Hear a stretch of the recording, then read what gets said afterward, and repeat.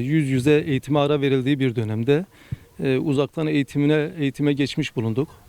Biz de çocuklarımızın uzaktan eğitime devam etmesi için evimizde Türk Telekom'dan internet hattı çektik.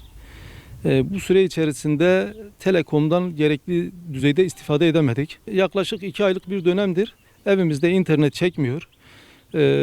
Bu süreç içerisinde defalarca Telekom müşteri hizmetlerini aradım. Hiçbir sonuç alamadım. Her defasında bana 3 gün içerisinde, 5 gün içerisinde internetimizin bağlanacağını, bir arıza olduğunu, genel bir arıza olduğunu belirttiler. Ve biz de her defasında tekrar aramak zorunda kaldık. Bu süreç içerisinde ben 4 defa CİMER ile şikayet hattına yazdım.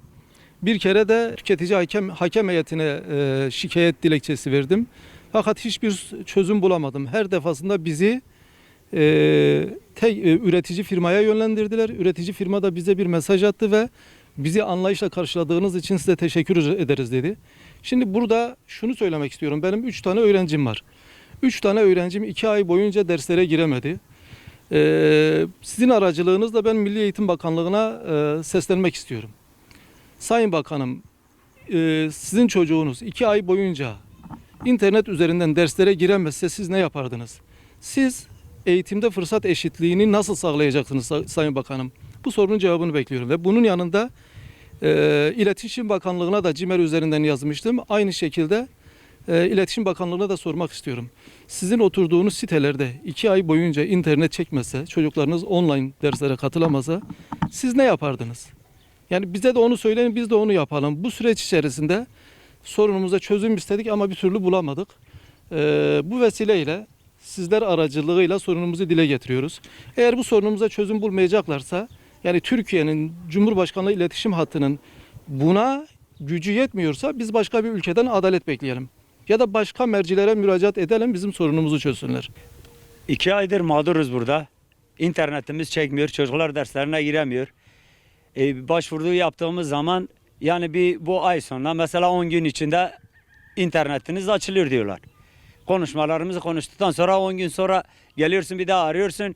Bir ayın sonuna kadar iş gün içinde yani mesela 10 gün iş günü içinde internetiniz gelecek. Bekliyoruz, bir sonuç yok. Aradığımız zaman yani bir muhatap bulamıyoruz.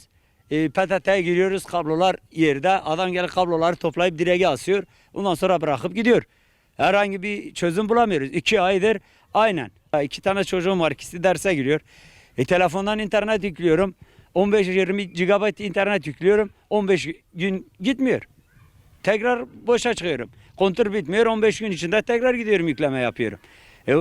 Faturamı da tekrar gidiyor ödedim. Dedi ödemediğin zaman cezalı oluyor. Aradım. Kullanmadığınız günler olursa paranızı geri iade ediyoruz. Adamlar söylüyor. Ondan sonra bir muhatap bulamıyorum karşımda. Ya diyor sizin paranızı tekrar ödeme yapıyoruz. Biz ödemesini istemiyoruz. Biz internetimiz gelmesini istiyoruz. Ben ödemeleri zaten 2 katı 3 katını ben telefona yüklüyorum. Para yüklüyorum yine yani yetmiyor çocuklara. Çocuklar hocaların ders girmeleri lazım. Dersten geri kalıyorlar. Notları internet üzerinden alıyorlar. Çocuklar derse yetişemiyor.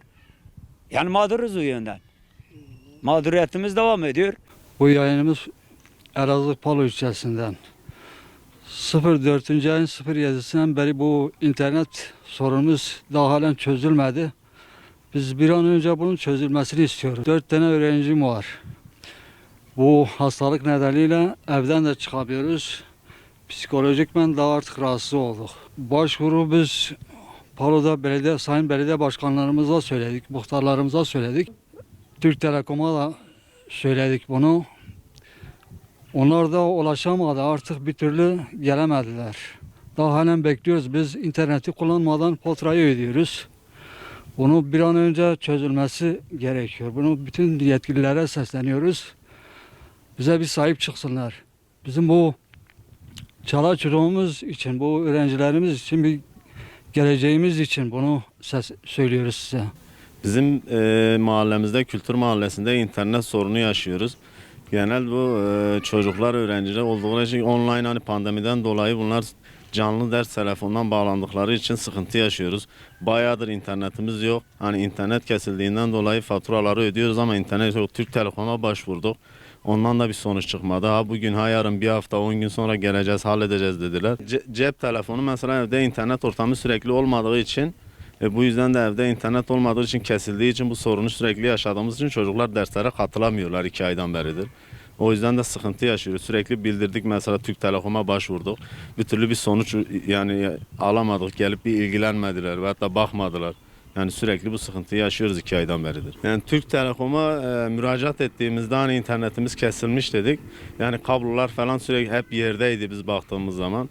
Türk Telekom sadece gelip kabloları toparlayıp bir yere bırakıp gittiler. Daha da gelip ilgilenmediler.